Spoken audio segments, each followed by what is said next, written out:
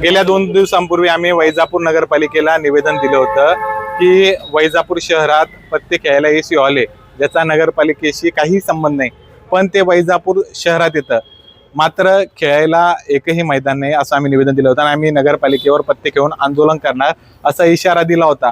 मात्र आम्ही तसं कुठलंही आंदोलन करणार नाही, कारण आम्हाला पत्तेच खेळता येत नाही. मूळतः आम्हाला जे खेळता येतं ते खेळू द्या अशी मागणी आम्ही निवेदनाद्वारे प्रशासनाला करणार आहोत.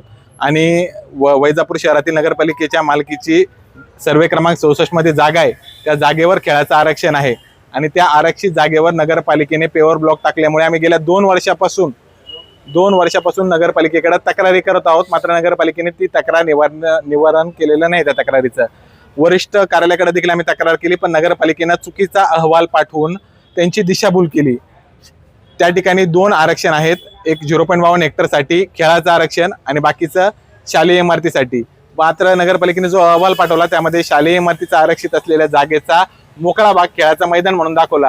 आता आमच्याकडे सर्व पुरावे आहेत, आम्ही नगरपालिकेशी चर्चा करण्यासाठी या ठिकाणी आलेलो आहे आणि त्यांना निवेदन देणार आहोत की आपण या ठिकाणी जो आरक्षित जागेवर पेवर ब्लॉक टाकण्यात आले आहे ती पेवर ब्लॉक काढून घेण्यात यावं आणि ते मैदान आरक्षित जे खेळाचं आहे त्याचा योग्य वापर सदुपयोग खेळाडूंना करून द्यावा अशी आमची मागणी आहे. आम्ही कुठल्याही प्रकारचे पत्ते खेळणार नाही.